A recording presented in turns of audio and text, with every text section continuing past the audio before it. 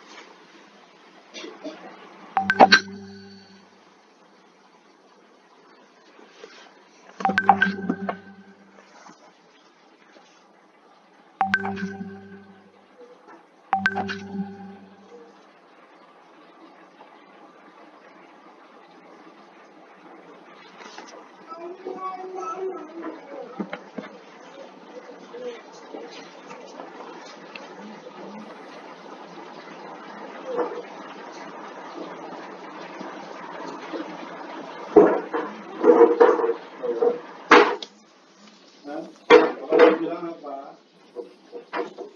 Itu loh, Bimo makan berveteran. Itu lantai yang berminyak, licin dari tadi.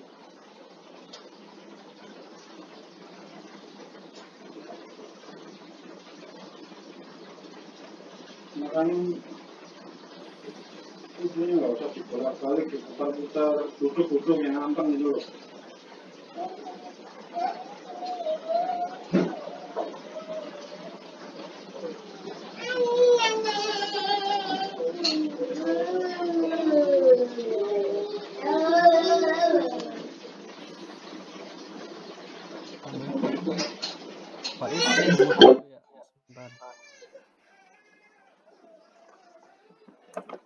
Nah, mungkin untuk teman-teman yang udah hadir, silahkan mengakses Google Form untuk daftar kehadiran kita pada sesi malam hari ini ya.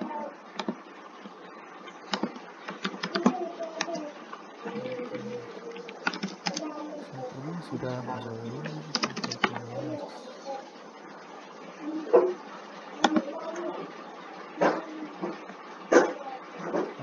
jam 7:30.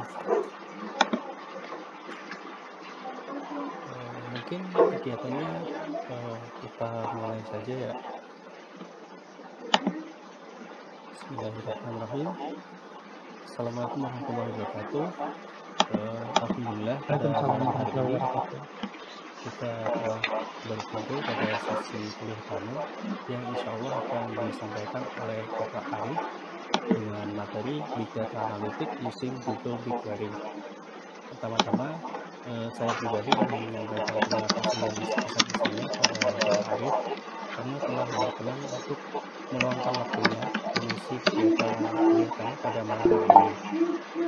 Dan terima kasih juga kepada Bapak Chandra selaku dosen di mata kuliah pengantar cloud computing yang telah mengisi yang telah hadir di forum ini dan telah memberikan ilmunya kepada kita semua di mata kuliah pengantar cloud computing kepada kita semua mahasiswa UNB. Sebelum kegiatan ini dimulai, mungkin dari Pak Chandra ada beberapa kata-kata yang ingin disampaikan kepada kita semua. Silakan Pak, mungkin beberapa kata yang ingin disampaikan untuk waktu yang didapat saya persilakan.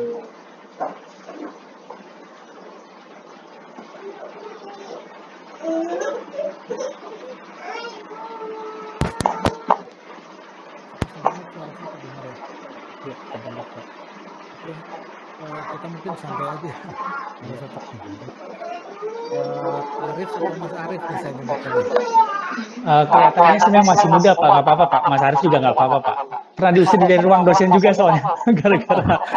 Tapi kalau ngelihat dari profil ini apa CV-nya sih fotonya ganteng Mas. Amin, amin.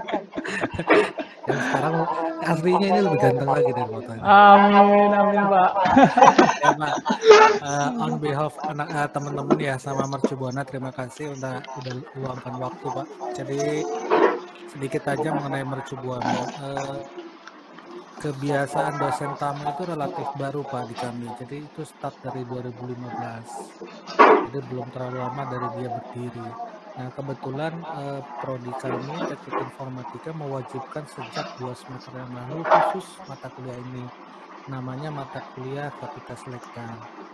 Kenapa disebut Kapita Selekta? Itu isinya lebih hal-hal yang sifatnya prinsip dan dasar dari berbagai banyak topik. Salah satunya ya Big Data. Itu topik-topiknya macam-macam tuh Pak. Jadi mulai dari professional organization, how to do business, Big Data, GIS, jumpalitan lah topiknya Mbak ini. Pokoknya yang terkini dimunculkan gitu. Nah, konsep mata kuliah ini gitu. Nah, di mata kuliah ini diwajibkan setiap 2 semester yang lalu adalah dosen tamu. Nah, kalau dulu biasanya dosen yang membantu mencarikan, tapi saat ini sekarang dikembalikan ke mahasiswa untuk salah satunya Ahmad ini ya dengan Pak Arif gitu ya. Pak Ahmad sendiri kan di institusi di ini ya di pemerintahan ya. Terima kasih banyak Pak Arif.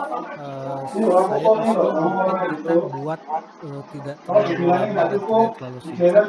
Mungkin kurang lebih teman-teman gimana kalau 1 jam saja sudah termasuk diskusi. Jadi tidak perlu menunggu Pak Arif selesai. Jadi pada saat paparan kalau ada yang langsung bertanya langsung ditanyakan. Gitu aja Pak Arif ya. Silakan Pak Arif, waktu silakan. Ya.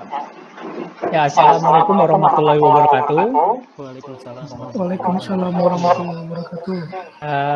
Terima kasih sebelumnya Pak Chandra, Mas Ahmad. Ini seperti saya mengadakan kuliah online juga Pak. Jadi nanti saya sampaikan background saya dulu. Saya akan share dulu slide-nya.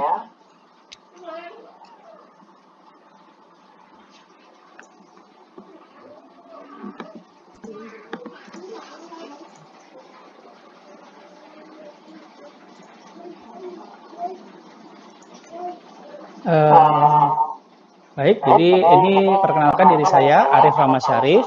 Jadi saat ini saya lebih banyak di open source, data, cloud computing, dan sebagai trainer. Latar background saya saat ini, pendidikan saya saat ini jadi dosen juga, dosen malam hari setelah pulang bekerja di STEMIK Nusa Mandiri dan BSI. Itu juga dari karena ada pandemi ini, saya juga online. Sejak tahun 2015 sampai hari ini, saya jadi dosen di 2 kampus ini. Nah, kemarin saya di awal mulai bulan Juni kemarin, saya resign Pak dari perusahaan. Saya sebelumnya sebagai data manajemen senior konsultan di Multimatics, kemudian sebelumnya saya di senior manager di IKRA juga, ini 2 perusahaan training center untuk data science. Yang paling lama saya bekerja di Marta Tilar, 13 tahun sebagai IT corporate manager di sana. Kemudian sebelumnya saya juga jadi supervisor, cuma 2 tahunan, yang paling lama di Marta Tilar 13 tahun saya di sana. Banyak orang bertanya sama saya kenapa saya resign, khususnya dari Marta Tilar. Pertama adalah zona nyaman, itu yang saya khawatirkan, makanya saya harus keluar. Dan pada akhirnya saya di akhir kemarin di bulan Mei, akhirnya saya juga keluar juga di pekerjaan saya terakhir. Kenapa? Karena saya lebih banyak fokus lebih banyak fokus di bidang data science dan training sharing knowledge sih Pak. Nah, terus pendidikan saya saat ini saya PhD untuk bidang Artificial Intelligence penelitiannya. Kenapa saya ambil di Malaysia? Karena di Malaysia pertama tantangannya adalah tantangan bahasa.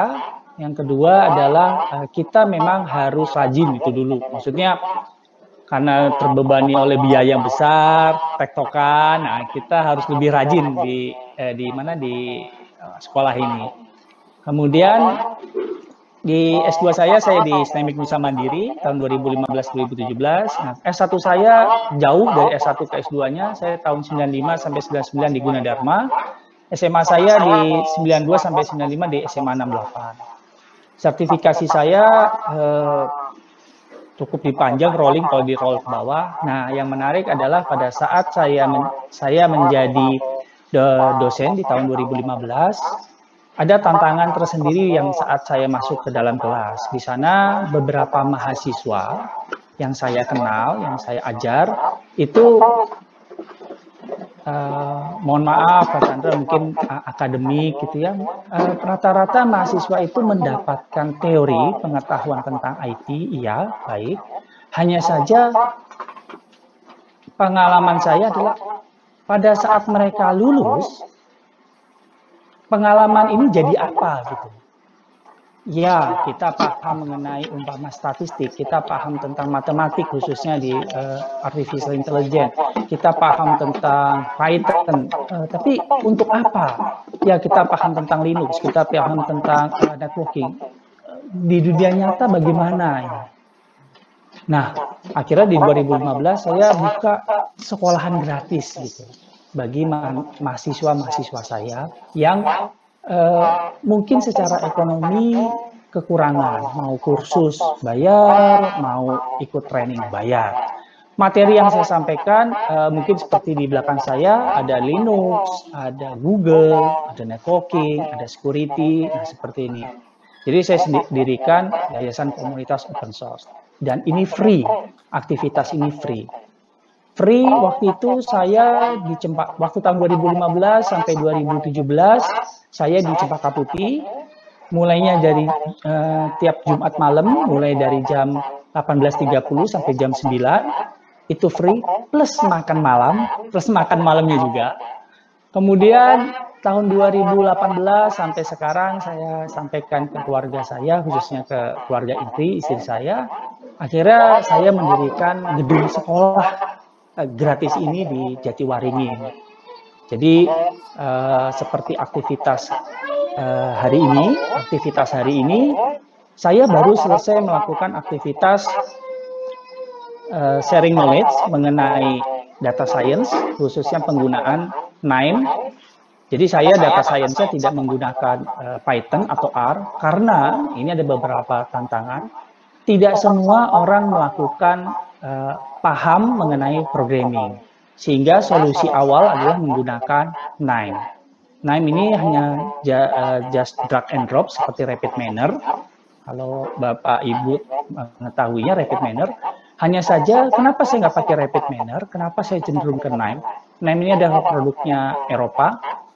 Pertama dia free, itu dasarnya free. Kemudian dia tidak membatasi limit dari dataset yang kita punya. Nah, seperti ini. Ini baru tadi siang saya sharing knowledge di yayasan. Kemudian background saya juga biasa dosen juga harus nulis penelitian ilmiah.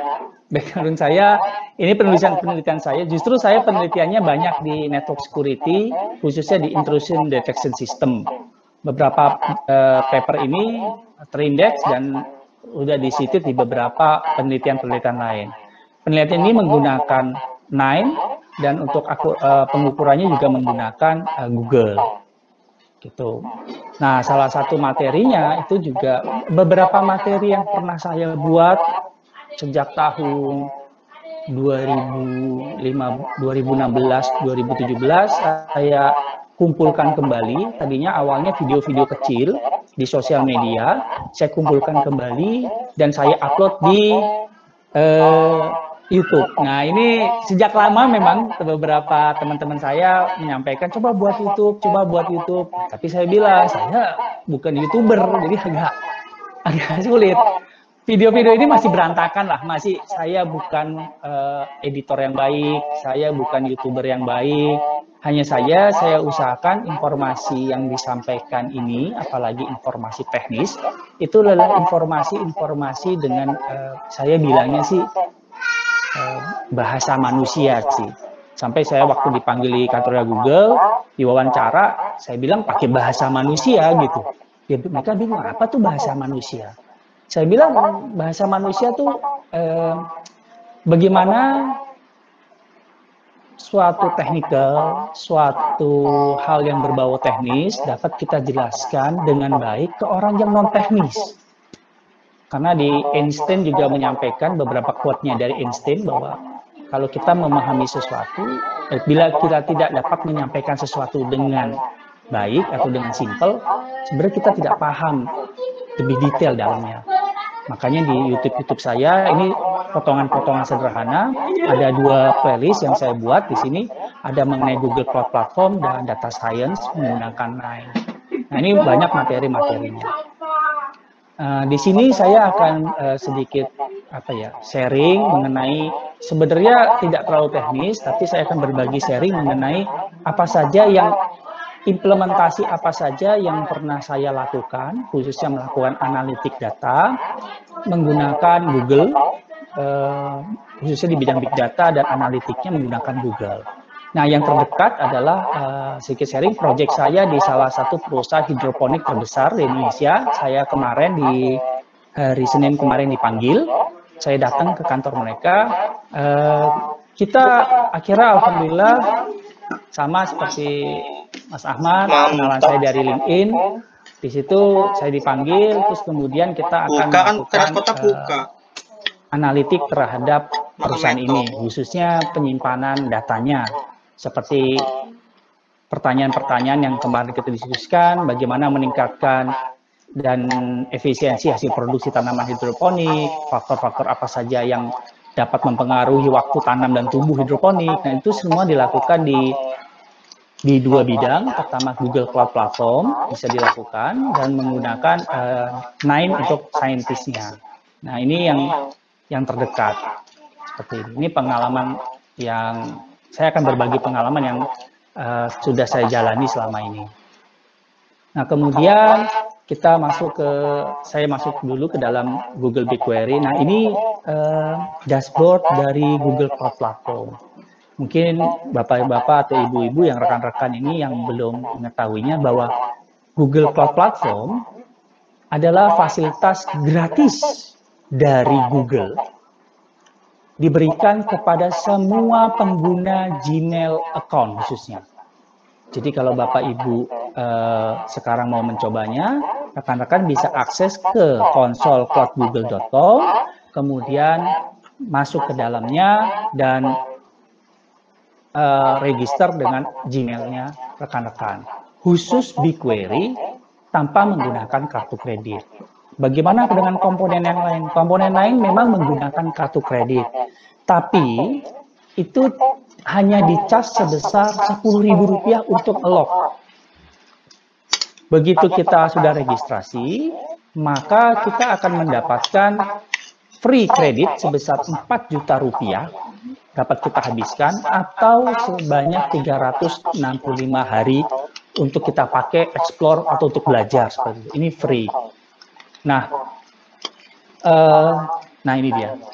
Ini promosi code-nya seperti ini. Dan kita akan dapat sepanjang 365 hari. Nah, yang paling menarik adalah beberapa teman-teman saya atau beberapa rekan-rekan saya bertanya kenapa tidak menggunakan provider yang lain.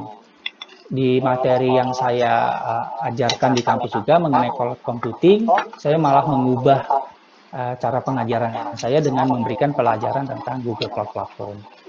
Tahun 2015 saya belajar mengenai Amazon, kemudian Azure, dan Google Cloud Platform. Pada tahun 2016, akhirnya saya lebih banyak fokus ke arah Google Cloud. pemikiran saya adalah sama seperti pada saat Android masuk. Artinya, siapa yang menguasai data, itu pemenangnya di masa depan. Dan ini adalah apa ya, patokan saya mengapa saya belajar Google Cloud Platform. Mungkin di saat tahun 2015 pada saat pulsa masih kuota internet masih mahal, akses masih melambat, tapi dengan berjalannya waktu, bulan ini akhirnya Google Cloud Platform di tanggal 24 Juni membuka regionnya di Jakarta dengan speed dan security yang kalau kita pakai itu sama setara dengan Google. Seperti itu. Jadi ini sedikit sekilas tentang background saya, gitu Pak. Ada yang mau ditanya rekan-rekan?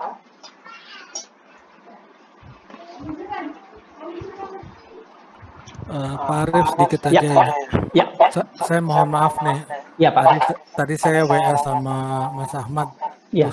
Sorry gua nggak nyambung ngomong Kapita Selecta. Mata kuliahnya ketuker-tuker. Ini kan mata kuliah pengantar cloud computing. Oh, sorry ya. Pak. Ya. Kapita Selecta ada subjek. Oke. Itu satu. Oke, baik Pak. Ini mata kuliahnya pengantar cloud computing. Yang kedua, Pak Arif santai aja Pak. Saya bukan background akademisi, saya praktisi Pak. Jadi di Mercu Buana itu bisa dihitung jari dosen yang punya background praktisi. Itu aja Pak. Sini. Saya juga punya teman ini Pak, dosen di Mercu Buana, Pak Windu Gata Pak. Pak Windu Gata. Oh nggak banyak kenal Pak, baik Pak. Sorry Pak, sorry. Iya Pak, baik Pak. Oke, sekarang kita masuk ke materinya. Ambil bonekanya kasih ke tetangga. Kasih ke tetangga. Oke, kita bicara tentang Big Data Analytics on Google Cloud Platform. Ada beberapa orang yang ingin menjadi analitik, biasanya bertanya, Pak, saya nggak bisa Python atau saya nggak bisa R, berarti saya nggak bisa jadi data science dong. Oh bisa, kamu masuk pindah menggunakan NIME. Oh oke Pak. Ada lagi tanya, Pak, saya nggak bisa Python, tapi saya bisa SQL Pak. Nah, mungkin solusinya adalah menggunakan Google Cloud Platform, khususnya di machine learning di BigQuery. Selama ini kita belajar saya sendiri belajar mengenai SQL gitu, bingung, kok SQL bisa ada linear regression ya?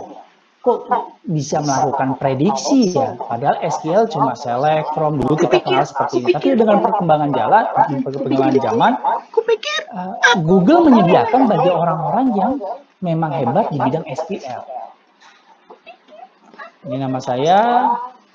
Kemudian ini quote yang menarik, jadi bahwa di masa depan, di abad ini, data dan analitik adalah buat minyak masa depan, dia bilang seperti ini. Jadi apa itu data? Bahwa data adalah koleksi, kalau saya bilangnya gini, data adalah hal yang sebenarnya bisa ditranslate atau diproses oleh komputer. Ini pengertian dari data. Bisa angka, bisa kata, bisa macam-macam lah. Bisa gambar, seperti itu. Atau bisa saya bilang biasanya ke mahasiswa tuh, data adalah fakta yang terekam tapi tidak memiliki arti. Data adalah fakta yang terekam atau terkumpul tapi tidak memiliki arti. Pada saat dia diproses menggunakan algoritma menjadi pengetahuan, data itu menjadi lebih berarti. Apa itu data analitik? Adalah proses analyzing raw data, terus mencari insight sih sebenarnya. Jadi mencari insight dari sebuah data set seperti itu. Karena kalau saya bilang penyajian, jadi data itu ada dua hal, bisa disajikan Jadi berupa disajikan, penjualan bulan Januari 1000, penjualan bulan Februari 500, penjualan Maret 1500. Itu penyajian data. Tapi pada saat kita bicara apa insight dari bulan Januari, kenapa 1000? Apa faktor-faktor yang menyebabkan dia 1000? Kenapa di bulan Februari 500? Apa penyebabnya? Kenapa tidak bisa dikopikan faktor ini, kita kopikan seluruh bulan sehingga semua penjualan kita stabil. Nah, itu insight datanya. Kemudian mengenai big datanya sendiri, seperti judulnya big data. Menurut saya big data adalah sebuah apa ya? Saya bilangnya sebuah jargon atau sebuah apa ya? Saya bilang sih sebuah jargon karena beberapa describe dan termnya itu berbeda-beda gitu loh. Tidak sebuah hal yang valid umpama kayak rumus matematik, karena setiap kayak Gartner, Wikipedia itu memiliki term yang berbeda-beda, walaupun ada satu pasti memiliki volume yang besar, velocity yang besar, high variety yang besar, seperti ini. Ini rata-rata seperti ini. Jadi big data, jadi kalau pernah saya waktu itu membuat proposal, membedakan big data analitik, jadi membedakan big data analitik, big data arsitektur, data science, dan data engineer. Jadi saya bilangnya begini, big data analitik adalah kotaknya. Data scientist adalah profesi di dalam kotak itu. Saya bilangnya seperti itu. Big data arsitektur adalah kotaknya, data engineer adalah profesi yang di dalam kotak itu. Seperti itu. Jadi big data analitik, orang yang mengerjakan biasanya data science, seperti ini. Data scientist sih bilangnya. Kemudian banyak perusahaan, kenapa data analitik dibutuhkan dalam bisnis? Nah, ini juga tantangan sendiri nih bagi di industri. Kenapa? Ada hal-hal sederhana yang penerapan machine learning atau penggunaan big data analitik, yang pengalaman saya, justru jatuhnya itu bukan di teknologi, tapi jatuhnya ada di ego manusianya. Contohnya, waktu saya implementasi di perusahaan saya di Marta Tilar, saya melakukan analitik, waktu kita migrasi dari on-premise ke Google Cloud, terus kita menggunakan data warehouse BigQuery, terus melakukan analitik menggunakan data science. Itu tantangannya itu bukan teknologinya, tapi justru kepada orangnya, ego. Begitu saya menghadap senior, saya ingat banget begitu menghadap senior marketing, apa ya namanya ya, saya lupa, senior marketing, menghadap, memberikan analisa, memberikan insight terhadap penjualan satu produk saja, rata-rata, atau penjualan satu produk lipstick. Senior marketingnya bilang begini, Pak Arif kerja di Marta Tilar berapa tahun? Dia bilang gitu pertama, saya kaget loh. Ini Bu, saya kerja sekarang gitu-gitu kira-kira udah hampir 10 tahun. Oh, 10 tahun. Kamu tahu nggak saya kerja berapa tahun? Dia bilang, oh nggak tahu Bu. Saya kerja itu hampir 25 tahun. Wah, 25 tahun? Iya, saya 25 tahun. Di posisi saya 25 tahun. Kamu tahu, selama 25 tahun ini kita nggak menghadapi masalah apapun tentang penjualan. Waduh, saya kaget. Maksudnya Bu, jadi analisa kamu ini nggak ada artinya. Buktinya kita sekarang hidup-hidup saja kok tanpa analisa kamu. Nah, lo mati deh. Lemes saya, waduh. Wah, saya bilang, waduh ya. Bukan teknologinya jadinya. Waduh.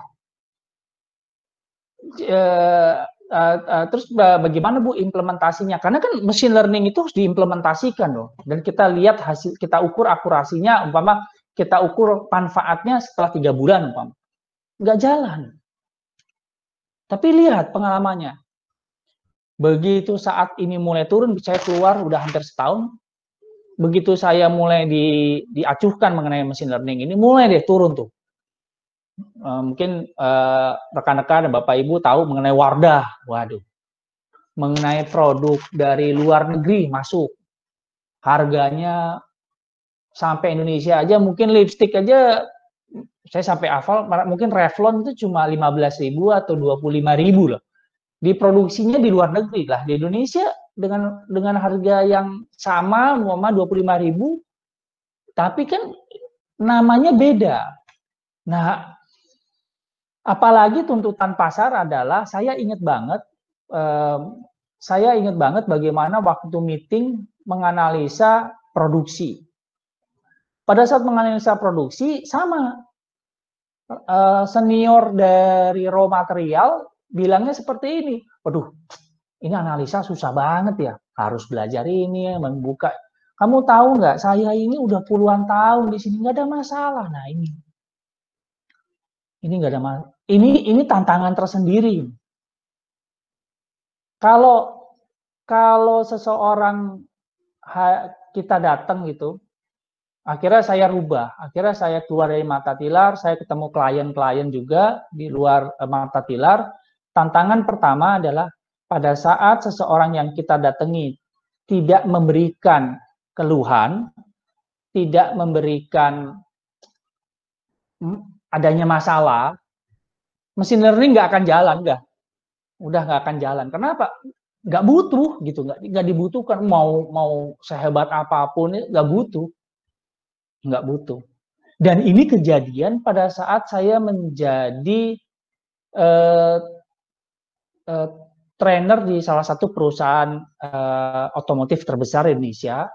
Waktu saat presentasi, saya jadi mentor, salah satunya pada saat presentasi, pesertanya itu di depan BOD, perusahaan otomotif terbesar, dia bilang begini, direkturnya, kamu tahu nggak data ini, tahu bisnis prosesnya? Itu dulu dia bilang. Peserta yang saya mentorin bilang, saya nggak tahu Pak, saya cuma dapat data seperti ini. Udah kalah, udah.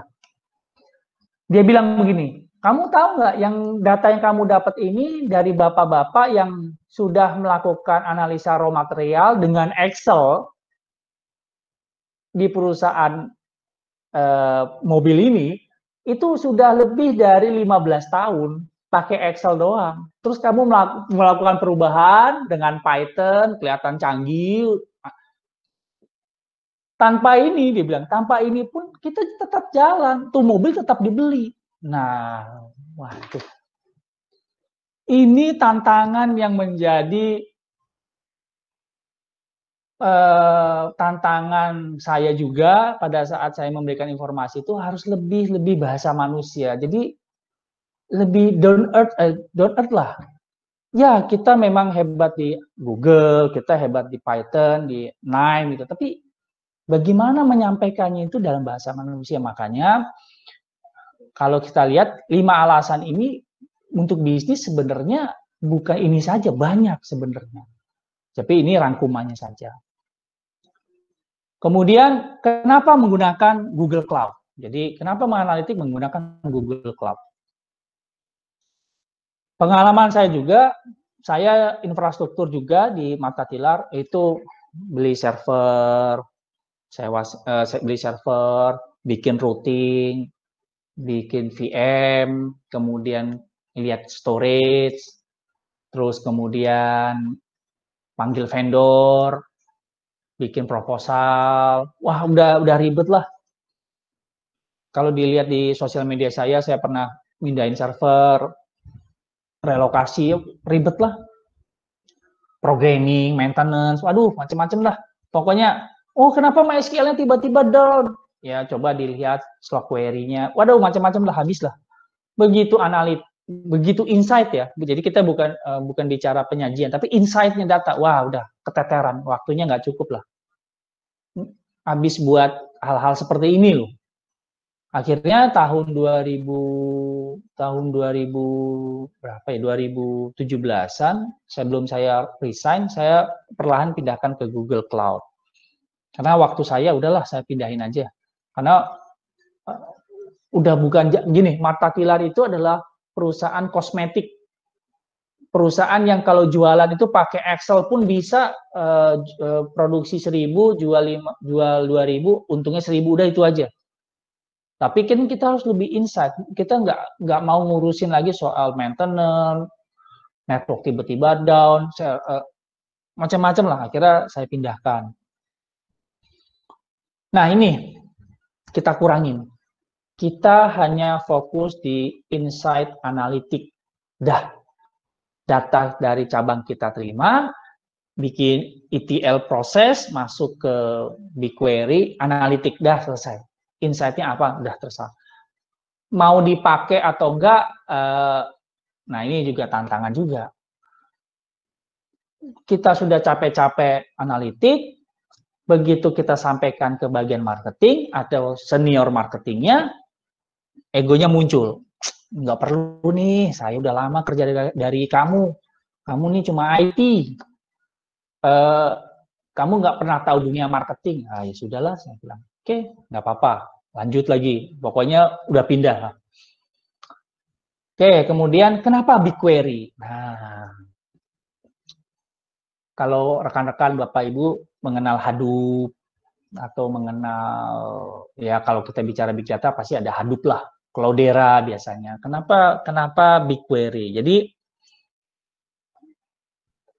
kalau kita install Big Data, pasti mungkin di tempat rekan-rekan atau Bapak Ibu ada server fisiknya. Ya mikirin, ya sama lah, mikirin kapasitas, mikirin suhu udara, suhu server, routing, aduh macam-macam. Seperti yang waktu saya lakukan di Martha Tilar.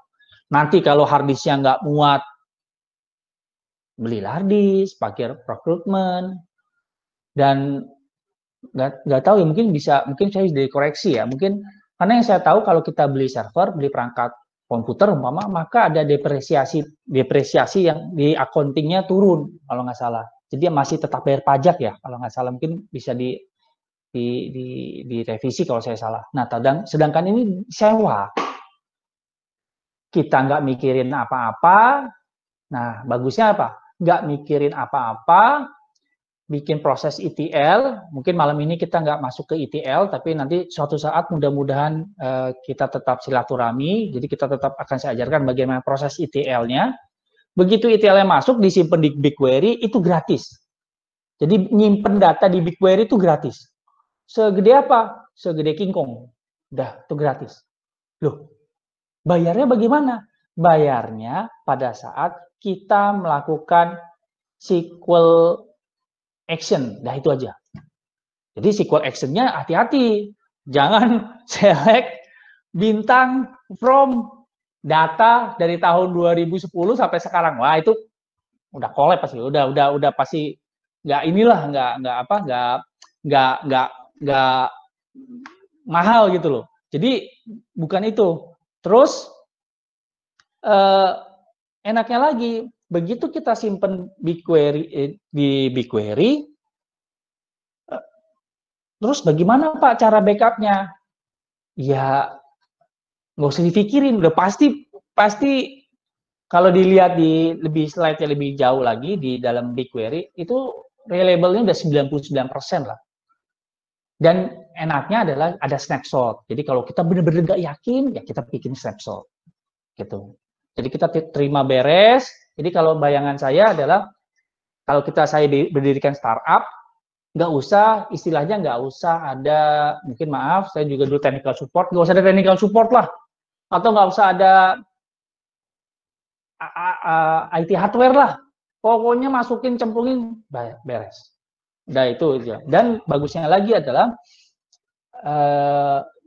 Google sudah buka region di Jakarta, speednya sangat cepat. Nanti saya jelaskan di belakangnya. Oke, ini proses ETL-nya yang kita akan coba saya sampaikan. Kita akan coba belajar di sebelah kanan, jadi belajar di arah Google BigQuery. Nanti ada kesempatan kita akan belajar ETL. Bagaimana proses otomatiknya masuk ke dalam sini dan bersih untuk dianalitik. Karena kan kalau kita bicara data warehouse, kita juga bicara dengan data lake atau data mart. Nah, itu mungkin di lain kesempatan akan kita diskusikan. Dan semua ini berjalan. Ini data lake-nya, kemudian kita proses ETL-nya dan masuk ke data warehouse. Oke, seperti saya sampaikan, menggunakan BigQuery gratis untuk belajar. Nah, ini menariknya Google. Jadi, kenapa saya pilih Google ya? Salah satunya gratis. Kita bisa melakukan analitik gratis tanpa kartu kredit, akses saja pengguna Gmail, dan kita coba. Bagusnya gini, cara belajarnya saya dulu tuh gini, dari tahun 2015. Saya pakai akun satu, mungkin namanya, saya lupa, nanti saya tunjukin, akunnya maarif1@gmail.com. Masukin kartu kredit nih. Dapat dong $300 atau 4 juta rupiah itu dapat nih. Pakai belajar habis. Nah, begitu habis, buka lagi arif2@gmail.com dengan kartu kredit yang sama, masukin, dapat lagi $300. Wah, belajar lagi, habis. Karena resource-nya kita pakai belajar. Rupanya pasang lagi arif3@gmail.com. Nah, dapat lagi. Akhirnya numpuk tuh sertifikat. Gratis. Dan ini solusi di mana pengetahuan kita terus bertambah dengan gratis gitu loh. Dan mungkin Google mendeteksi gitu kan. Google deteksi, wah jangan-jangan orangnya sama. Enggak. Mungkin dia bilang, udah kasih aja buat belajar aja. Itu, kasih aja, udah gratis. Gitu. Nah, nanti kita akan pakai namanya BigQuery Sandbox yang nanti teman-teman bisa akses sendiri. Oke, terima kasih. Ini sharingan pertama saya. Nah.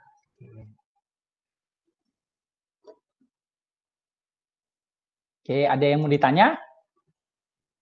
Saya minum dulu ya.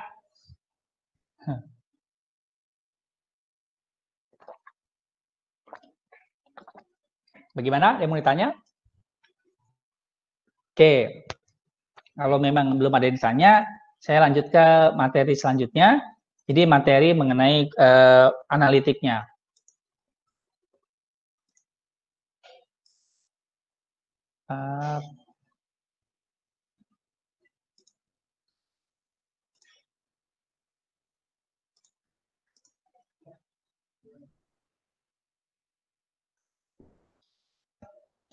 Oke, ini bicara tentang analitiknya. Jadi malam ini saya akan, jadi kalau saya di machine learning biasanya saya bentar.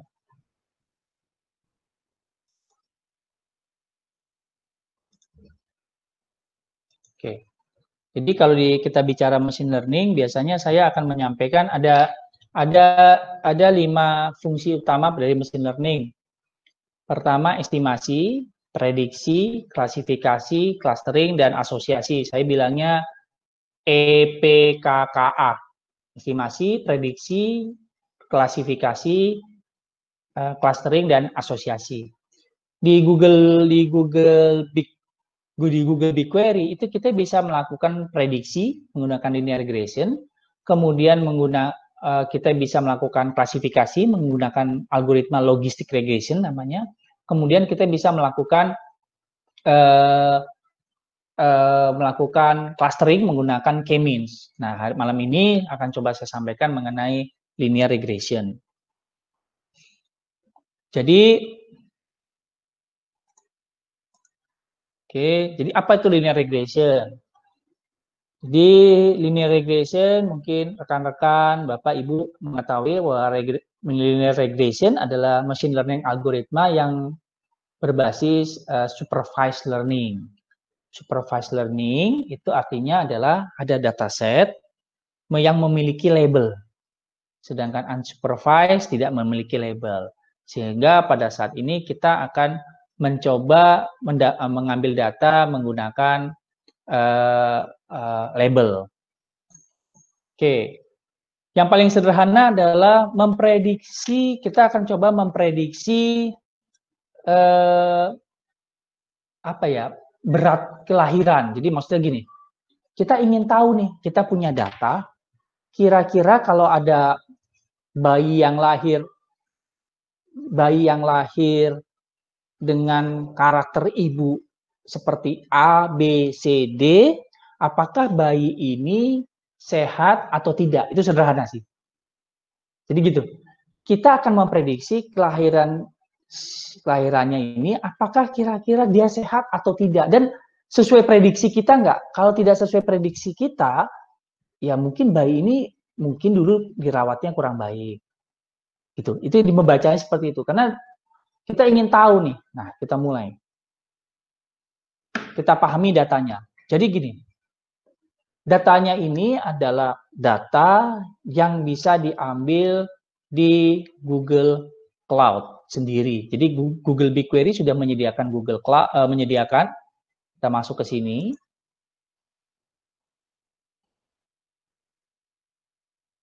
Kita lihat di BigQuery. Sebentar.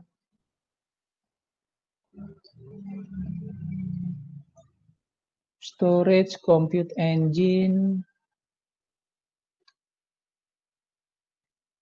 Oke, kita masuk ke BigQuery-nya.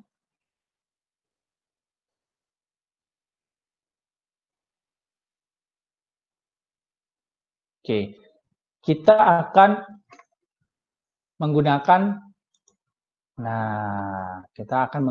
dataset seperti ini. Datasetnya ada di ini, datasetnya ini, maaf saya besarin dulu.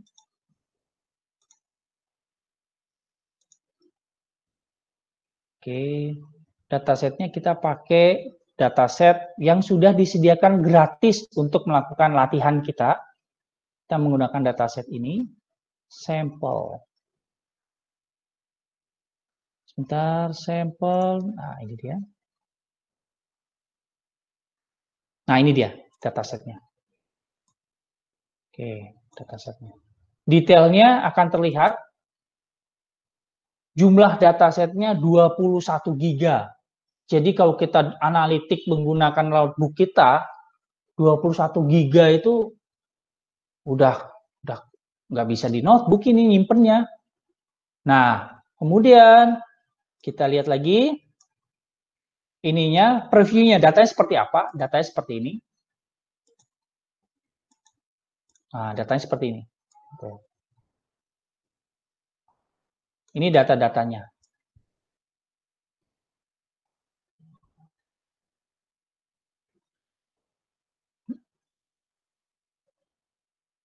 Oke, kita akan melakukan prediksi. Jadi, kita lihat di sini. Oke, ini datanya. Kita akan memprediksi berat dari bayi. Jadi, kalau ada hubungannya nggak dengan penyakit gitu loh, kegemukan atau apa. Nah, kita akan melakukan prediksi. Ini keterangannya seperti ini, datasetnya seperti ini. Oke, kita masuk. Di dalam machine learning, kita buat model. Model itu pemahamannya adalah, kalau saya bilang gini, ini HP, ini remote, dan ini gelas. Loh, kok kita tahu ini HP, ini remote, ini gelas? Karena kita tahu ini semua karena sejak kecil kita diajarkan oleh orang tua kita. Gelas, gelas. Nah, sehingga kita sebagai manusia tahu ini gelas. HP, HP. Pegang HP. Nah, biasanya ponakan saya digituin, pegang HP. Nah, ini kita diajarkan, ini remote. Nah, mesin diajarkan seperti itu gitu. Ini lo ya, kalau berat bayi, kalau ibunya tipenya seperti ini, beratnya seperti ini, dari suku ini, maka berat bayinya ini loh. Gitu. Jadi nanti coba kamu tebak, bilang. Kira-kira kalau ibunya tipenya A, dari suku A, beratnya segini, berapa yuk kelahiran bayinya. Nah gitu. Kita ngajarin mesin tuh. Jadi kita buat model ke mesin. Oke, kita buat model ke mesin. Nanti silakan, ini mungkin nggak usah dihafalkan, jadi nanti saya bagikan ke Mas Ahmad. Nanti silakan di copy paste saja. Saya sudah buat ini ya. Saya sudah buat SQL-nya. Jadi gini, yang paling penting adalah ini dia. Kita bisa, kalau di SQL lain, mungkin di MySQL, mungkin di Microsoft SQL, nggak bisa buat model. Nggak bisa kita suruh si MySQL kita belajar ya, terus kalau lu kasih gua data ya, nggak bisa. Itu keterbatasan SQL. Tapi dengan Google BigQuery, orang yang bisa SQL bisa buat model.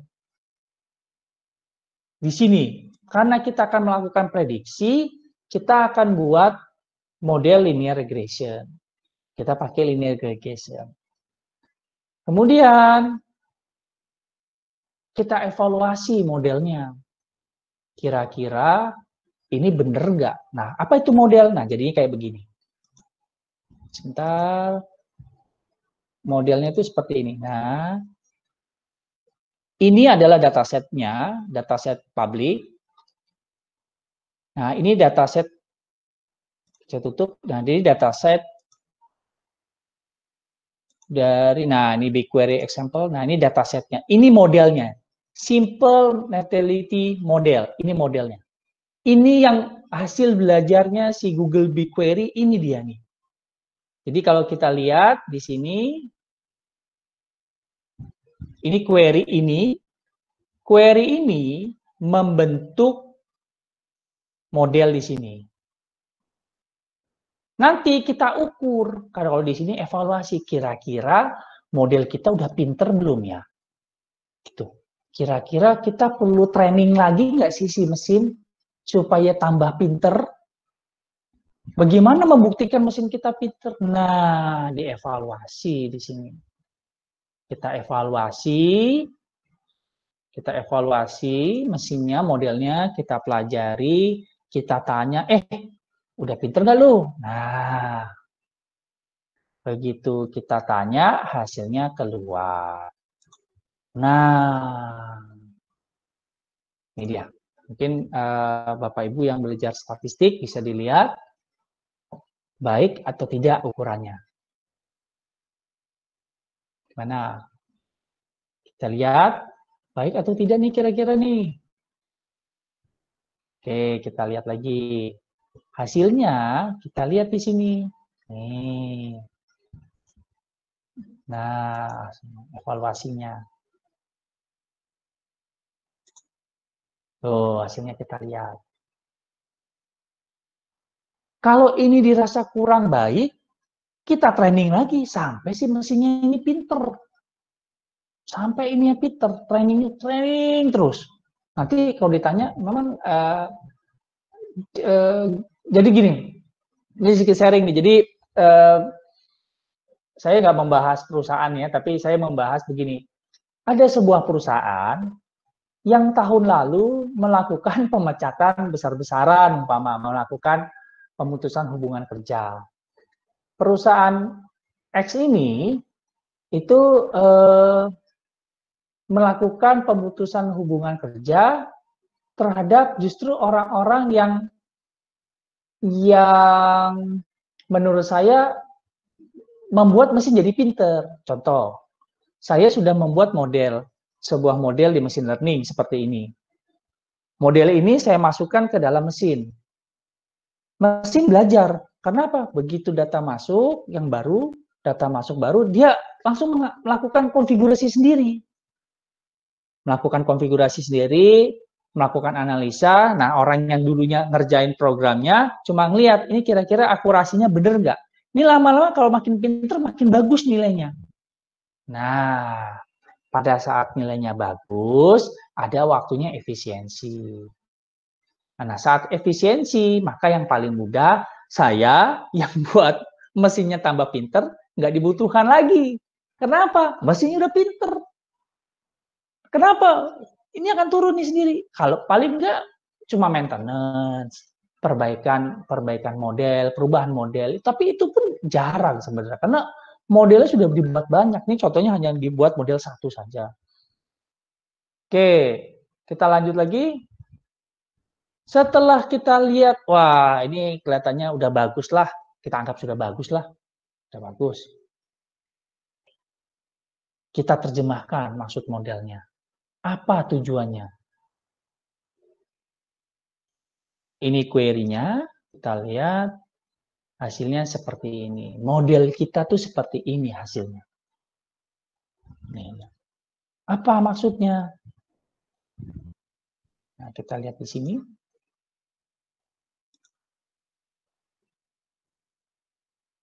Apa ini tujuannya? Nah, kita coba jalanin di sini, query-nya kita jalanin.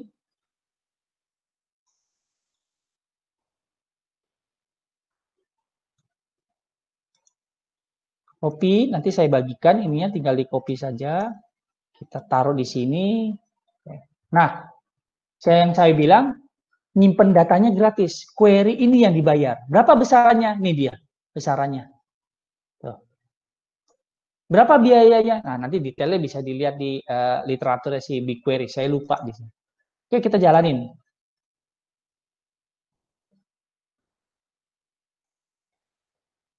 Nah, ini datanya. Nah, keluar. Bagaimana menerjemahkannya? Silakan.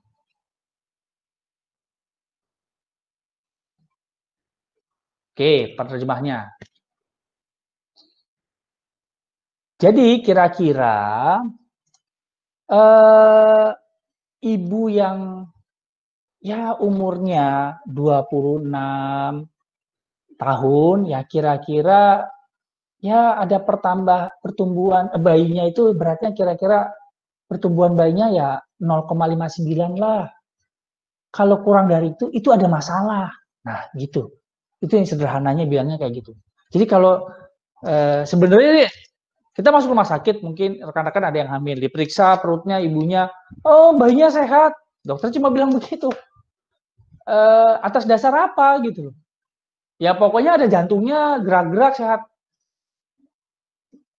Kan kita lihat ukur harusnya, oh kalau pertumbuhannya segini itu sehat. Nah biasanya dokternya kalau kita kasih analitik itu, ya ini udah normal aja gitu. Ini pertumbuhan udah sehat. Tapi atas dasar apa? Nah ini bisa dihitung. Sebenarnya bisa dihitung. Begitu kita selesai modelnya, tambah pinter, modelnya bisa dibaca, kemudian, nah kita prediksi nih. Kita buat prediksi, kalau ada ibu dari suku A, usianya X tahun, dengan berat badan Y, kemudian ada beberapa parameter, nanti bisa dilihat, nah kira-kira bayinya ini lahir ini, oe-oe, berarti ini cocok atau enggak nih? Nah, kita buat prediksi. Ambil, kita, jadi gini, ini datasetnya kita, ibu-ibunya ini, kemudian ini modelnya kita sandingin. Sandingin, keluar hasilnya. Nah, keluar hasilnya. Prediksinya ini. Bagaimana nih cara bacanya? Nah, kita lihat dulu, kita balik ke sini, kita jalanin. Ini kita jalanin. Oke, BigQuery.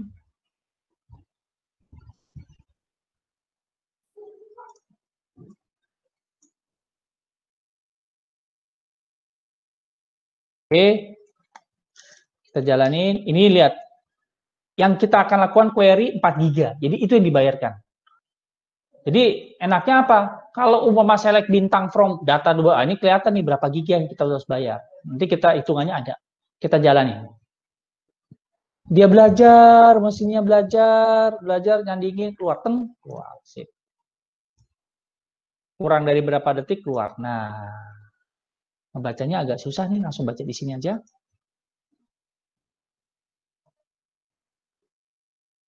Oke.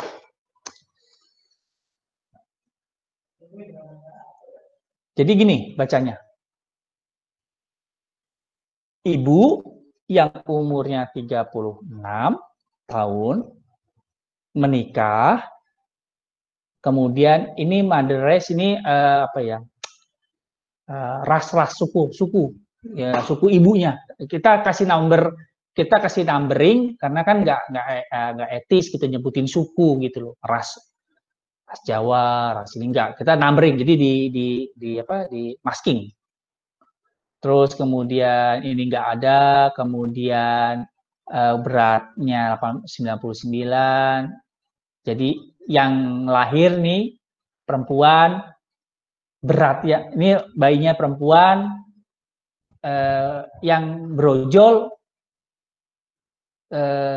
beratnya segini. Si mesin memprediksi segini. Nah, kesimpulannya apa? Ayo teman-teman, silakan. Kesimpulannya apa? Di row pertama, kira-kira kesimpulannya apa? Ada yang bisa ini kita diskusi? Kesimpulannya apa kira-kira? Kok saya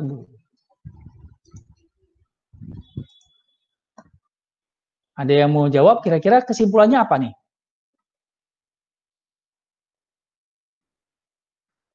Kesimpulannya?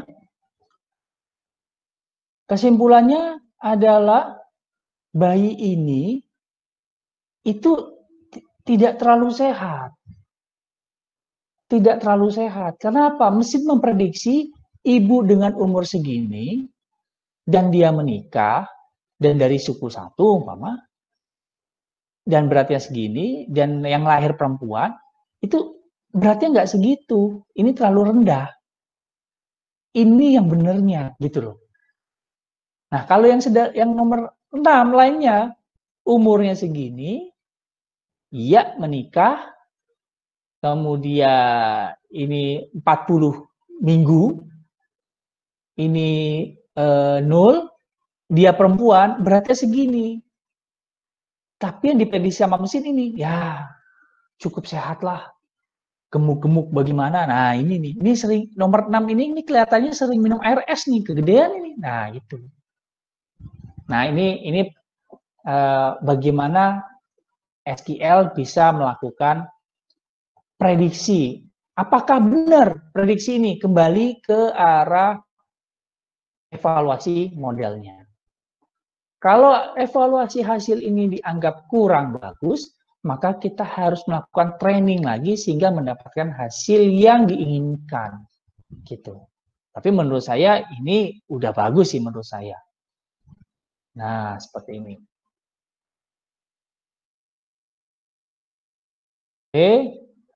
Oke, terima kasih teman-teman. Nah, ini silakan ada yang ditanyakan teman-teman mengenai materi tadi.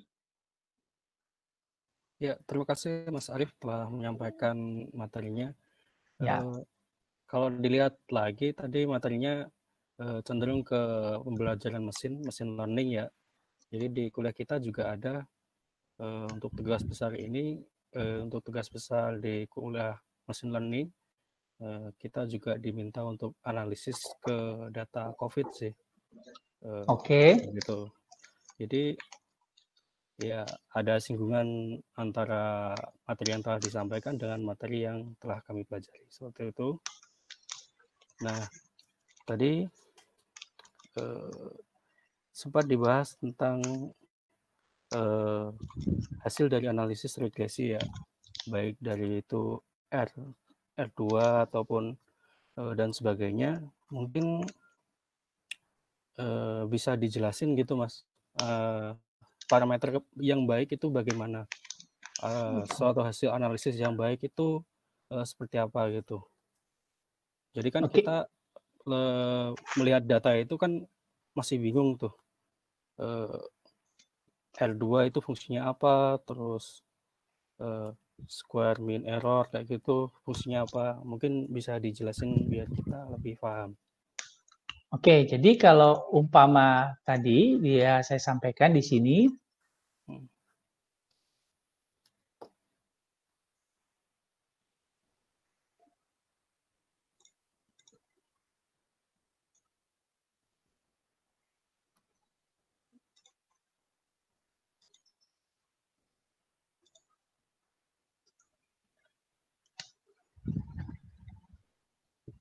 jadi kalau bisa dilihat mean absolute error-nya. Jadi kalau Kalau saya bilang, saya rata-rata, jadi jarak yang benernya sama aktualnya itu berapa persen sebenarnya. Kalau di sini 0,9. Menurut saya, kalau saya terus terang hanya memperhatikan ininya saja. Maaf.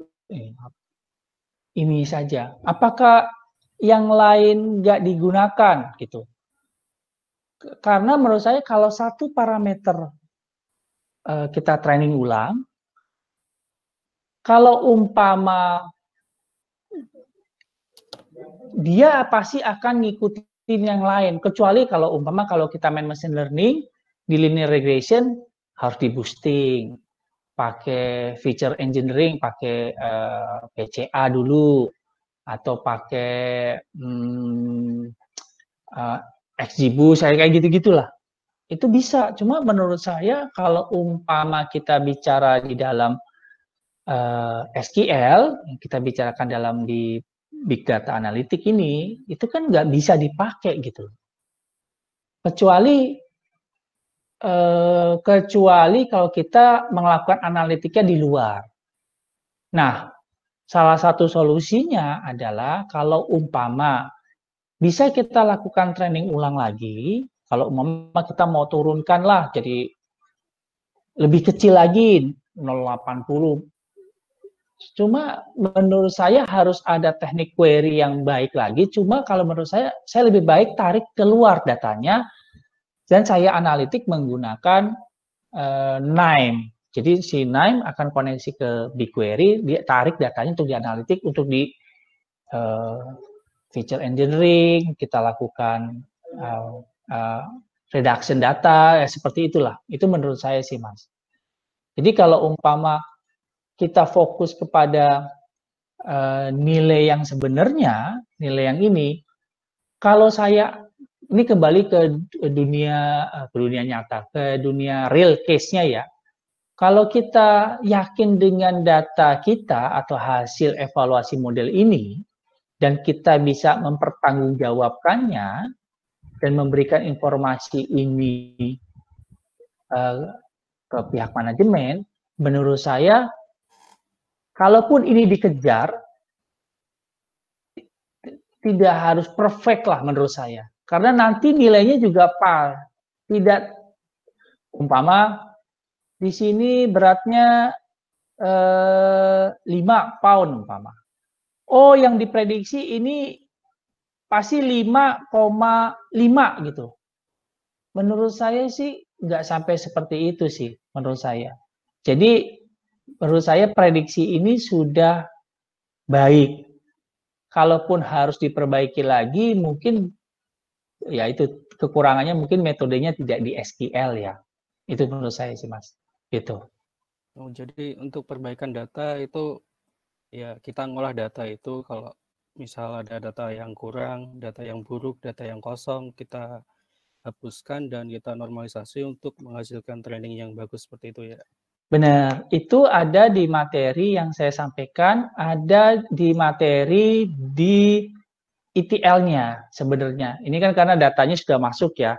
Kalau data yang sebenarnya tentu ada proses ETL-nya kan, untuk kita melakukan normalisasi seperti itu, melihat distribusinya seperti itu.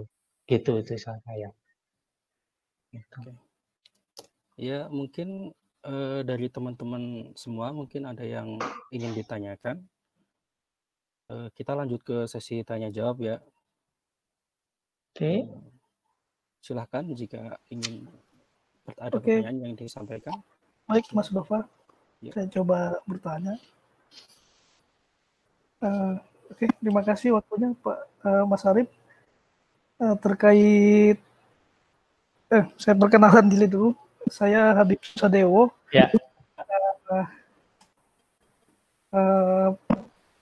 Terkait hal yang ingin saya tanyakan ini, Mas Arif kan sudah lumayan lama ya menggelut di bidang Google Cloud. Bagaimana peluang kerjanya di Google Cloud itu, dan untuk bisa bekerja di Google Cloud kira-kira apa saja yang harus dipelajari seperti itu, Pak? Mungkin itu yang saya tanyakan. Terima kasih. Baik, terima kasih Mas. Sebelumnya ini saya banyak pertanyaan yang masuk mengenai hal Google Cloud.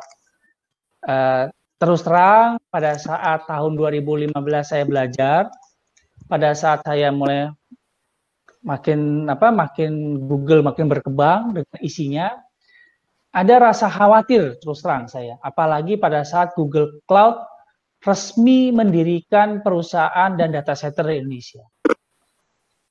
Kenapa saya khawatir? Efisiensi SDM yang dikejar. Ini pada saat persis sama pada saat waktu itu saya SMP belajar ngetik. Kelas 2 SMP belajar ngetik, tiba-tiba kelas 3 SMA mulai kenal PC X86 apa ya? 486 lah. Saya mulai mengenal itu. Mesin ketik langsung habis. Sama seperti saat Android masuk. Dulu Nokia betapa jayanya. Wow, dulu punya Nokia pisang rasanya, wih, kayak orang kaya banget. Tuh, Nokia pisang geser-geser, wih, kaya banget. Apalagi Nokia aneh, kaya banget. Tapi dengan berjalannya waktu, Google masuk dengan open source-nya Android, habis. Pada saat Google membangun data center di Indonesia, langsung tiga data center atau 3 zone. Maka yang dilakukan pertama kali adalah dia datang ke perusahaan-perusahaan besar, ya, dia datang, dia bilang, Pak, Bapak taruh data tempat saya gratis lah. Ya. Server udah nggak ada. Loh, terus analitiknya bagaimana?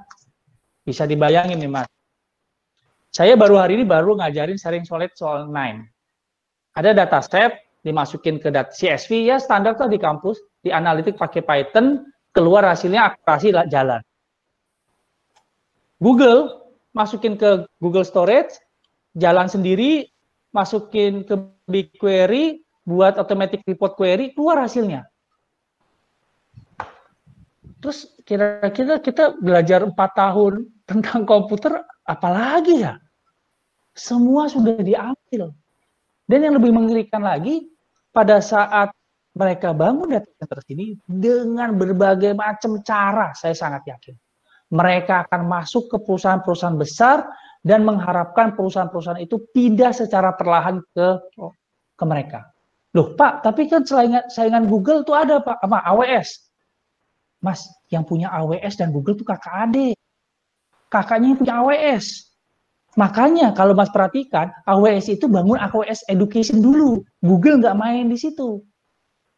Yang masuk duluan adiknya pakai Google Cloud Platform, masuk regionnya dulu. AWS nggak bangun. Nah, itu dia. Sekarang coba lihat. Begitu mereka bangun, Mas pernah, rekan-rekan Bapak Ibu pernah nonton soal ini. Amazon Go. Udah pernah lihat di YouTube Amazon Go? Amazon Go itu adalah perusahaan seperti Indomaret.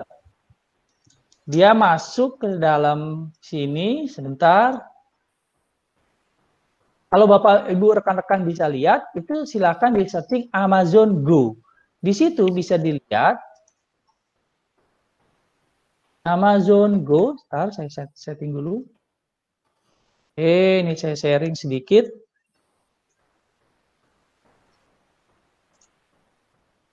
Oke. Nah, ini Amazon Go. Silakan nanti ibu-ibu rekan-rekan bisa lihat Amazon Go. Dia dengan ini udah dibangun sejak 5 tahun yang lalu dan mesin ini tambah pinter. Ini kakaknya si Google yang punya. AWS bangun duluan. Cara paling mudah adalah silakan teman-teman searching, mungkin teman-teman ada yang bekerja di Indomaret kalau nggak salah atau di Alfamart ya. Itu mereka salah satu klien Google. Mereka akan datang ke sana dan bisa bilang, tolong dong sediakan satu Alfamart atau Indomaret nama Indomaret Go. Yang dibutuhkan cuma aplikasi Gojek. Jadi begitu masuk toko, di scan, cekrek, pintu kebuka, kita masukin barang-barang gratis, masukin barang-barang, begitu keluar dari Indomaret Go, langsung kepotong kredit card kita atau OVO kita. Bayangin, berarti kita mungkin nggak pernah lihat kasir lagi, sama seperti kita nggak akan pernah lihat penjaga. Udah berkurang lagi, reduce lagi. Ngeri terus terang saya kalau ditanya bagaimana dengan pekerjaan, ya mengerikan sih memang. Contohnya tanaman hidroponik yang saya mau kerjakan ini, perusahaan hidroponik, mereka itu punya lahan 9 hektar. 9 hektar kemarin saya lihat. Mereka punya greenhouse, itu punya 45 greenhouse gede-gede King Kong. Isinya tanaman semua. Petaninya yang ngeliatin satu-satu tanamannya itu kira-kira mungkin ada 30-an. Ngeliatin satu-satu. Yang dibicarakan sama bosnya apa? Pak Arif, ini kira-kira kalau kita pakai machine learning, dia tahu machine learning, kita bisa lakukan efisiensi nggak ya? Itu dulu. Begitu itu saya jadi ngeri-ngeri bagaimana ya, ini nasib orang ya. Tapi begitu itu kejadian, nanti mungkin bisa lihat di LinkedIn saya, updatean saya tentang greenhouse ini. Begitu itu kejadian, jegrek, habis itu. Petani cuma sedikit, yang cuma sedikit lah.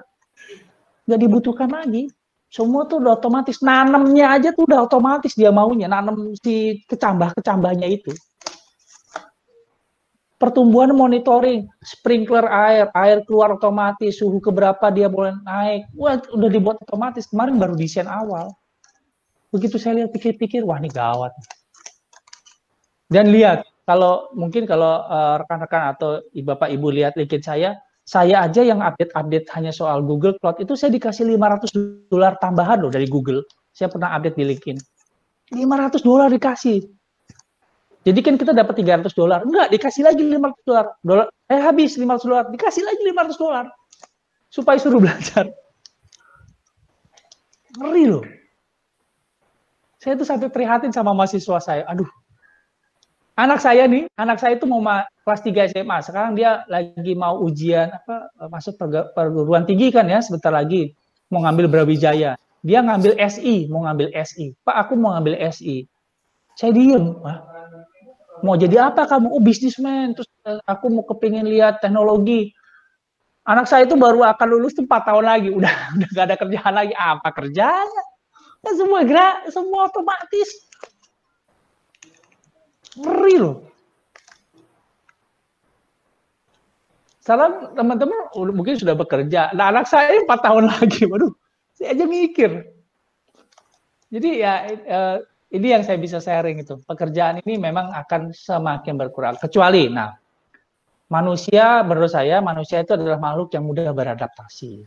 Artinya, dulu bagaimana teman-teman tahu pertentangan antara ojek online sama ojek pangkalan. Akhirnya mulai bergeser, beradaptasi. Bagaimana dulu saya ingat ngetik, sampai saya nulis di huruf-huruf di sini supaya ngafalin, beradaptasi dengan komputer. Manusia itu cepat atau lambatnya beradaptasi itu tergantung manusianya juga sih.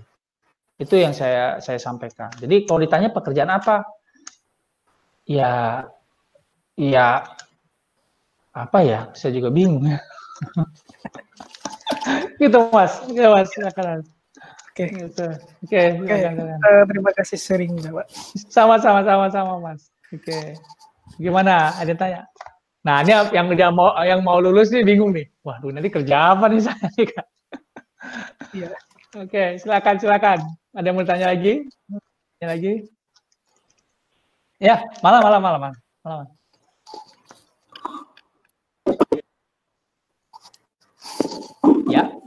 Ya, kedengeran Mas.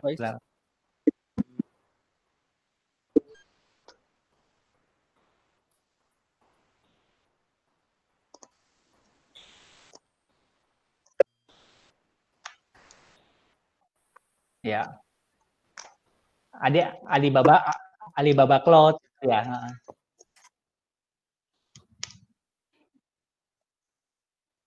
Ya. Ya.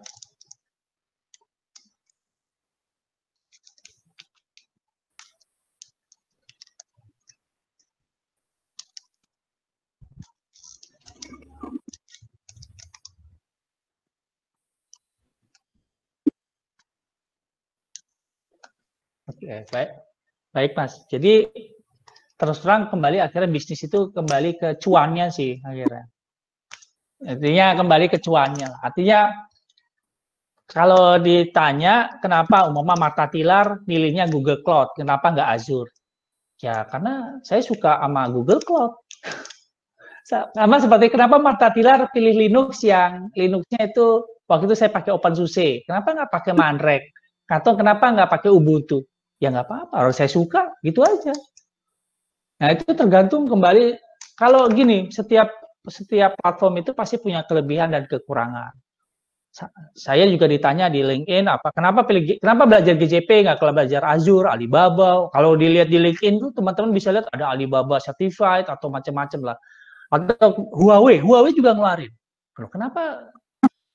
Ya saya suka Google. Handphone saya Google. Notebook saya satu lagi Google. Saya sampai ini sedikit sharing ya. Ini konyol lagi. Saya yayasan saya kalau dilihat ya, yayasan saya kelihatannya ya. Yayasan saya itu di tahun 2017 saya ngajukan G Suite, jadi fasilitas dari Google gratis. 2017 saya cuma ngupload ya foto saya, KTP, NPWP yayasan saya, sama foto-foto aktivitas saya. Seminggu keluar langsung fasilitas G Suite-nya diterima. Nggak ada wawancara, halo, apakah kamu bener enggak? Jadi, bayangin Mas, nggak tending aling-aling, dia crawling saya.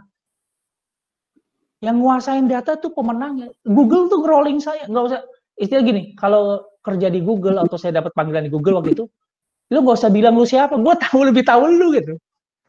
Gue lebih tahu lu kayak apa tuh, nggak tahu, behavior lu lebih tahu. Nah itu sebenarnya kenapa saya akhirnya itu sama waktu saya presentasi depan BOD saya, kenapa pilih Google?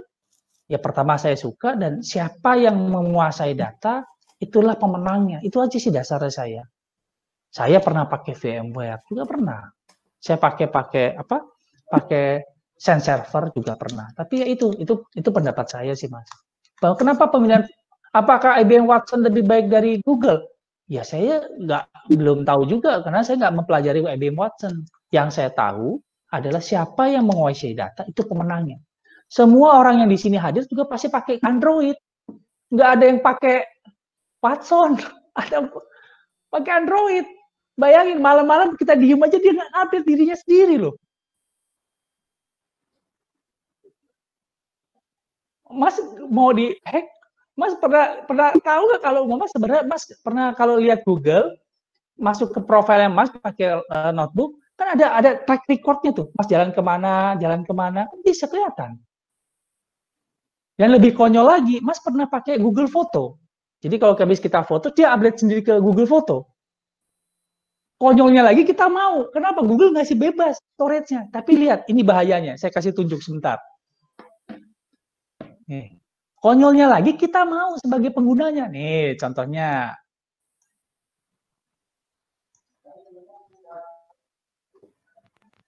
Saya sharing foto saya. Ini foto saya aman.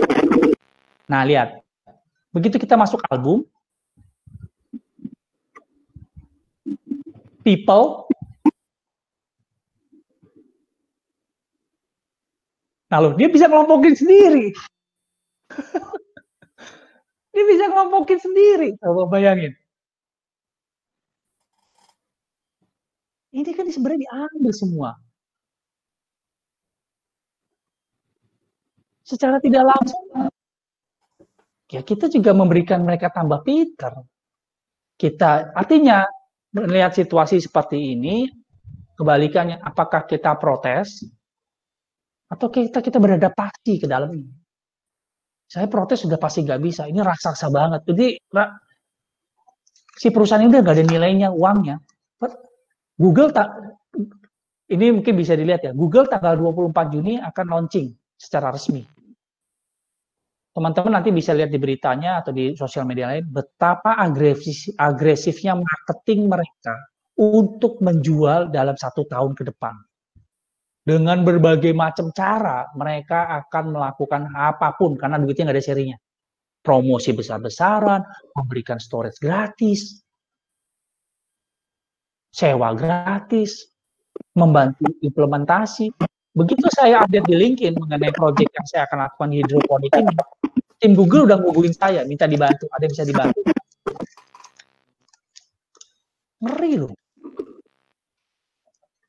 Nah, itu juga pendapat saya, Mas. Jadi pemilihan itu kembali tergantung ke ownernya juga sih. Saya nggak tahu pertimbangannya seperti apa sih. Gitu, Mas. Oke, ada lagi. Wah, ini boleh mikir nih, waduh. Mati deh gue. Yang cloud computing, waduh. Habis. Oke, ada lagi ya? Lagi. Maaf teman-teman, ini bagi teman-teman yang mungkin saat ini berprofesi mudah-mudahan berprofesi sebagai pegawai negeri yang saat ini ya bersyukur karena pasti cloud computing nggak akan masuk dulu ke sana. Nah, yang swasta ini kita siap-siap nih. Yang swasta ini, yang bekerja swasta ini yang ya harus cepat-cepat beradaptasi lah, gitu menurut saya. Gitu. Oke, ada lagi nggak pertanyaannya? Nah.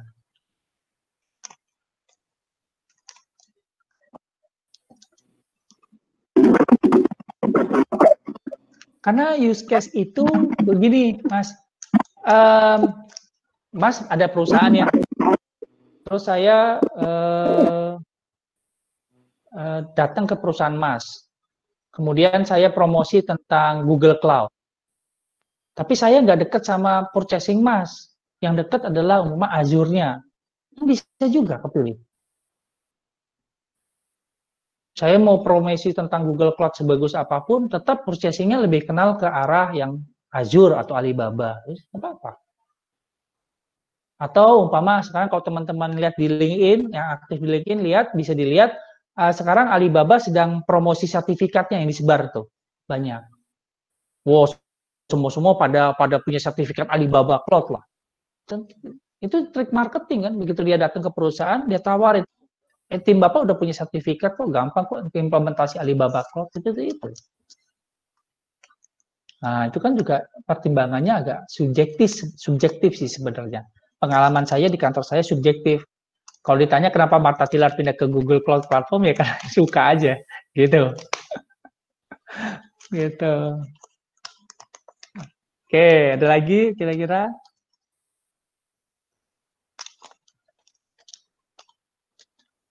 Ada yang mau ditanya?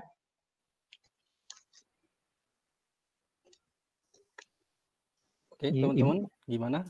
Apakah masih ada pertanyaan mungkin? Atau Pak Chandra ingin memberikan komentarnya? Teman-teman ada pertanyaan nggak? Mumpung ini ada Mas Arief. Silakan.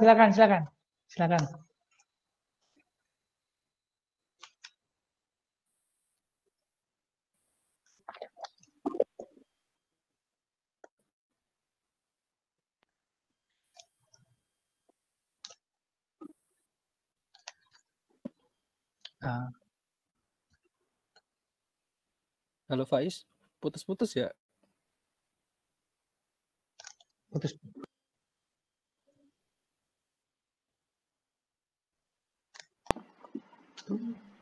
Putus-putus Mas. Putus-putus Mas. Bagaimana Mas? Tes. Ya. Big data itu kan database sendiri kan dari yang SQL dan NoSQL, Pak. Nah, ya benar. Apakah big data itu bisa dilakukan di yang SQL atau hanya di NoSQL aja, Pak? Untuk masalah perform kayak Hadoop. Kalau kita Jadi kalau kita bicara big data, perform untuk Hadoop dan SQL dan NoSQL tergantung penggunaannya sih Mas. Kembali ke aplikasi apa yang digunakan. Kalau kalau hanya untuk input, lihat report ya SQL saja bisa mumpuni lah. Menurut saya seperti itu. Tapi kan ada juga orang yang hebat di NoSQL bilang, oh NoSQL masa depan nih buat, ya itu nggak apa-apa. Tapi tergantung kebutuhan sih Mas, tergantung kebutuhan. Gitu. Kita nggak bisa bilang bahwa SQL lebih bagus dari NoSQL lebih bagus dari SQL, ya itu nggak agak sulit lah. Gitu. Saya sedikit sharing juga di kampus itu, jadi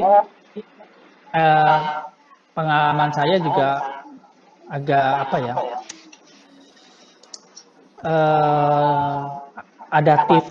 adaptasi mahasiswa terhadap teknologi mungkin di kampus saat ini yang saya ketahui masih kurang baik karena memang ada keterbatasan waktu perkuliahan sih, itu aja sih. Terus kebanyakan memang teori sih yang didapatkan, tanpa sebenarnya buat apa ya real case-nya ya? Saya belajar statistik, ini real case-nya buat apa ya? Saya ini belajar cloud computing ini buat apa ya? Makanya waktu itu saya dapat ngajar materi cloud computing, saya wajibkan Pak Chan itu mahasiswa saya buka akun Google Cloud, wajib tugasnya. Nanti suruh utak-atik sendiri, mau satu kelompok 5 orang buka bagaimana caranya, mau pakai kartu kredit, mau pakai kalau teman-teman punya Genius itu bisa, Genius BTPN tuh itu bisa, kartunya dipakai buat Google Cloud. Itu lebih mudah. Jadi nggak punya kartu kredit, punya kartu debit itu bisa dipakai. Dari audiensnya hasilnya digituin gimana Pak kelasnya? Wajib Pak, kalau nggak saya kasih nilai Pak. Nah maksudnya hasilnya bagaimana? Oke, hasilnya bagaimana? Kadang-kadang gini Pak. Hasil dari kelas Bapak yang Bapak treat seperti itu. Jadi hasilnya mereka itu akhirnya paham Pak. Paham bahwa masa depan itu, jadi waktu itu masa depannya adalah saya membuat mereka paham bahwa masa depan mereka itu bukan di hardware lagi. Itu yang saya dapatkan. Terus apalagi kamu tidak, saya maaf bukan merendah. Ya kamu boleh belajar networking, boleh. Mau boleh ngambil sertifikat, Cisco yang diwajibkan kayak di kampus, boleh. Cuma pada saat kamu lulus itu mungkin itu nggak dibutuhkan. Yang dibutuhkan sekarang adalah bagaimana ada mesin raksasa dan kamu bisa memberikan solusi ke orang yang nggak tahu apa-apa itu dulu.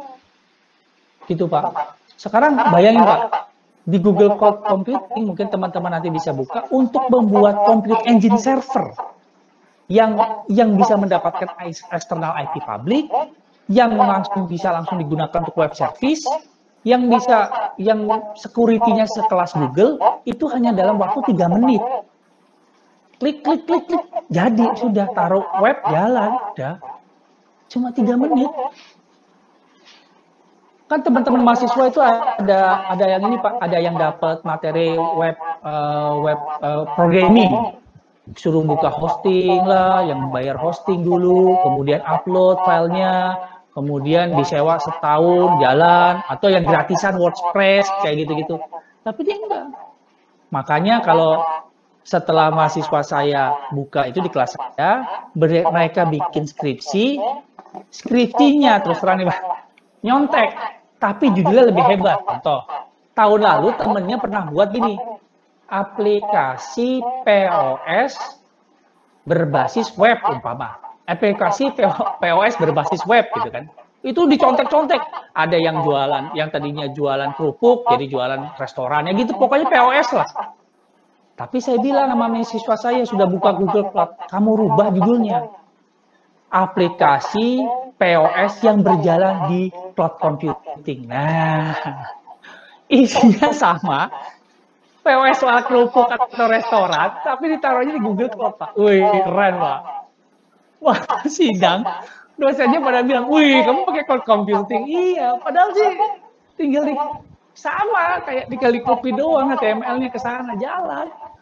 Gitu, Pak. Nah, itu trik-trik yang saya ajarkan ke mahasiswa.